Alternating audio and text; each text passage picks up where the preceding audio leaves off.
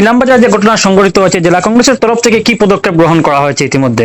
জেলা কংগ্রেসের উপযুক্ত শাস্তি প্রদান করছে এবং নীলামবাজারে কংগ্রেসের সভা শেষে অপ্রত্যাশিত ঘটনা নিয়ে কড়া মন্তব্য করিমগঞ্জ জেলা সভাপতির। জেলা কমিটির ইনচার্জ নাসির খানকে সরানোর দাবি উঠেছে দলের অভ্যন্তরে। অনভিপ্রেত ঘটনার নেপথ্যে নাসির খানের ভূমিকা থাকতে পারে বলেও মন্তব্য করলেন করিমগঞ্জ জেলা কংগ্রেসের সভাপতি তাপস পুরকায়স্থ। দলীয় সভার মধ্যে কোনো গুরুতর অপ্রীতিকর ঘটনা ঘটেনি, এতে দলের উপর কোনো প্রভাব পড়বে না, এটি মূলত প্রার্থিত্ব কেন্দ্রিক মতপার্থক্য থেকেই সৃষ্টি হয়েছে বললেন জেলা সভাপতি। অপ্রীতিকর ঘটনার সঙ্গে যুক্ত থাকার অভিযোগে প্রদেশ কংগ্রেস সম্পাদক শাহনওয়াজের বিরুদ্ধে ব্যবস্থা নেওয়ার দাবি এপিসিসির কাছে জেলা কমিটির লিখিত অভিযোগ। কংগ্রেস কর্মীদের পারস্পরিক সংঘর্ষের ঘটনায় নীলামবাজার থানায় মামলা দায়ের। প্রদেশ কংগ্রেসের তরফে ইতিমধ্যে একটি শান্তি কমিটি গঠন করা হয়েছে, শীঘ্রই এপিসিসির শান্তি কমিটি করিমগঞ্জে পৌঁছাবে। প্রদেশ কংগ্রেসের সাধারণ সম্পাদক সহ মোট 4 জনের বিরুদ্ধে মামলা দায়ের করেছেন আক্রান্ত জেলা পরিষদ সদস্যের স্ত্রী। অভিযুক্তদের বিরুদ্ধে পুলিশি তদন্ত শুরু হয়েছে। এই বিষয়ে দলের অবস্থান ব্যাখ্যা করলেন জেলা সভাপতি। আহত জেলা পরিষদ সদস্য জিল্লুল নূরকে উন্নত চিকিৎসার জন্য আজ রাতে গুয়াহাটিতে পাঠানো হতে পারে। দলীয় কর্মীদের মধ্যে সৃষ্ট উত্তেজনার পরে ইনচার্জ নাসির খানকে সরানোর দাবি জোরালো হয়েছে বললেন করিমগঞ্জ জেলা কংগ্রেস সভাপতি তাপস পুরকায়স্থ। দলীয় জনপ্রতিনিধির উপর গুরুতর হামলার ঘটনার নেপথ্যে কি উচ্চপদস্থ কোনো নেতার ভূমিকা রয়েছে, এমন প্রশ্ন উঠছে কর্মী মহলে। অভিযোগ অনুযায়ী নিজের গাড়ি থেকে ধারালো বস্তু বের করে অপ্রত্যাশিত পরিস্থিতি সৃষ্টি করা হয়েছে। ঘটনাটি পূর্ব পরিকল্পিত হতে পারে বলেও আশঙ্কা জেলা সভাপতি। ইনচার্জ নাসির খানের বিরুদ্ধে জেলা কমিটির কাছে একাধিক অভিযোগ জমা পড়েছে। প্রদেশ নেতৃত্বকে বিষয়টি অবগত করা হয়েছে বললেন করিমগঞ্জ জেলা কংগ্রেস সভাপতি তাপস পুরকায়স্থ। ঘটনার পর থেকেই প্রদেশ কংগ্রেসের সম্পাদক শাহনওয়াজ হোসেনের সঙ্গে যোগাযোগ করা যাচ্ছে না বলে জানানো হয়েছে। প্রসঙ্গত, গতকাল সোমবার সন্ধ্যায় নীলামবাজারে কর্মী সভা শেষে বাহাদুরপুরের একটি লাইন হোটেলে দলীয় কর্মীদের মধ্যে অপ্রীতিকর পরিস্থিতির সৃষ্টি হয়েছিল।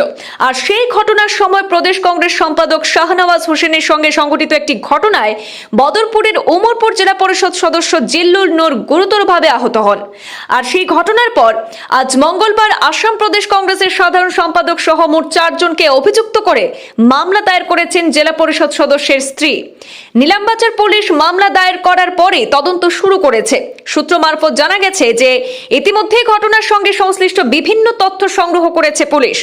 ঘটনার পর প্রথমবার প্রতিক্রিয়া ব্যক্ত করতে গিয়ে কড়া মন্তব্য করেছেন করিমগঞ্জ জেলা কংগ্রেসের সভাপতি তাপস পুরকায়স্থ।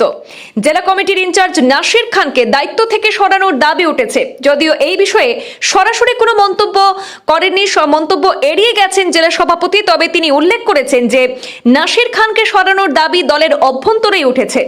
বিক্ষিপ্ত ঘটনা নেপথ্যে নাসির খানের কোনো ভূমিকা থাকতে পারে কিনা এই প্রশ্নে জেলা সভাপতির বক্তব্য, ভূমিকা থাকলেও থাকতে পারে। ঘটনার বিষয়ে অবগত হয়ে প্রদেশ কংগ্রেসের সভাপতি তড়িঘড়ি একটি তদন্ত কমিটি গঠন করে দিয়েছেন। শীঘ্রই সেই কমিটি করিমগঞ্জে পৌঁছাবে বলে জানিয়েছেন জেলা সভাপতি তাপস পুরকায়স্থ। এই ঘটনায় জড়িত থাকার অভিযোগে প্রদেশ কংগ্রেস সম্পাদক শাহনওয়াজ হোসেনের বিরুদ্ধে জেলা কমিটির পক্ষ থেকে সরাসরি ব্যবস্থা নেওয়া সম্ভব নয়। তার বিরুদ্ধে প্রয়োজনীয় অনুশাসনমূলক ব্যবস্থা নেবে প্রদেশ কংগ্রেস। পাশাপাশি জেলা কমিটির তরফ থেকেও কঠোর পদক্ষেপের সুপারিশ করা হয়েছে বলে পূর্বাঞ্চল প্রতিদিনকে নিশ্চিত করেছেন জেলা কংগ্রেস সভাপতি তাপস পুরকায়স্থ। আমাদের প্রতিনিধি ফাহিম সিদ্দিকীর মাধ্যমে ফোন এনে শুনে নেব তাপস পুরকায়স্থ এই গোটা বিষয় নিয়ে কি মন্তব্য করেছেন। আচ্ছা, গতকাল যে নীলামবাজার যে ঘটনা সংঘটিত হয়েছে, জেলা কংগ্রেসের তরফ থেকে কি পদক্ষেপ গ্রহণ করা হয়েছে ইতিমধ্যে? জেলা কংগ্রেসের উপযুক্ত শাস্তি প্রদান করছে এবং মানে এপিসিসির জয়েন্ট সেক্রেটারি আছে। এটা সিদ্ধান্তটা এপিসিসি নিত, কিন্তু আমরা এখান থেকে ইয়ে করিয়া দিব যে স্ট্রংলি যে তারে এটা থেকে এক্সপেল করা হইতো। ঘটনার 24 ঘন্টা কিন্তু হয়ে গেছে, এখন কিন্তু কোনো ধরনের রাজ্যিক কংগ্রেস বা জেলা কংগ্রেস কোনো ধরনের পদক্ষেপ গ্রহণ করেনি, কিন্তু এই বিষয়ে কি নির্বাচনের অলরেডি রাজ্যিক কংগ্রেস একটি স্পিচ কমিটি বানিয়ে দিয়ে দিয়েছে। আমরা এটার উপর একটা অর্ডার দিয়ে দেব আজকেই যে ওদেরকে উপযুক্ত শাস্তি হতে হবে এবং আমাদের যে ইনচার্জ নাসির খান মহোদয়, মানুষের এখানে করিমগঞ্জ জেলার ডিমান্ড যে উনাকে সরাতে হবে, নাসির খানকে সরাতে হবে।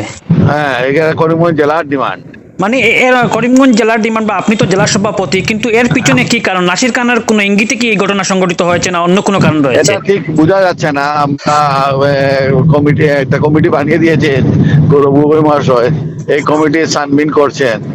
আমরা ওদের সাথে দেখা করে এসেছি। হ্যাঁ, ওরা 2-4 দিনের মধ্যে করিমগঞ্জে আসবেন।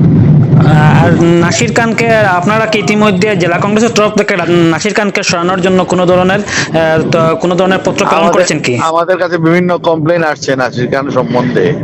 হ্যাঁ, যে তিনি এই ঘটনার পিছনে থাকতে পারেন, এইভাবে মানুষ বলছে। তো আমরা কালকের দিন আমরা খুব তদারকি করে আমরা দেখবো যে ঘটনার সত্যতা কি, এটা যাচাই করে আমরা কালকে রাত্রেই রিপোর্ট দিয়ে দেবো। আচ্ছা, নির্বাচনের পূর্বে কিন্তু কংগ্রেসের এই অবস্থা, দক্ষিণ করিমগঞ্জ বলেন, উত্তর করিমগঞ্জে বলেন, বা শ্রীভূমি জেলায় বলেন, সেই বিষয়ে আপনি কি বলবেন? কতটুকু নির্বাচনে বিজেপির সাথে বা অন্যান্য দলের সাথে আপনি লড়াই করতে পারবেন? নির্বাচনে কোনো ইয়ে পড়বে না, কারণ হলো এটা একটা মানে এখানে আমাদের কালকে দেখেছেন আপনারা নীলামবাজারে আমাদের সভা হয়েছে, সভা শান্তিপূর্ণভাবে হয়েছে।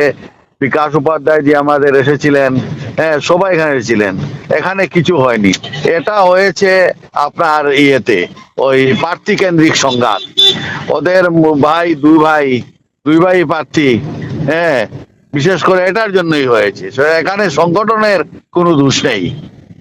আচ্ছা, দেখা গিয়েছে যে উনি ধারালো অস্ত্র দিয়ে হামলা করছেন, সেটা কিন্তু পূর্ব পরিকল্পিত, কেননা অস্ত্রটা তিনি ওনার নিজের গাড়ি থেকে বের করে এনেছেন বলে স্থানীয়রা জানিয়েছেন। সেই বিষয়ে কি বলবেন?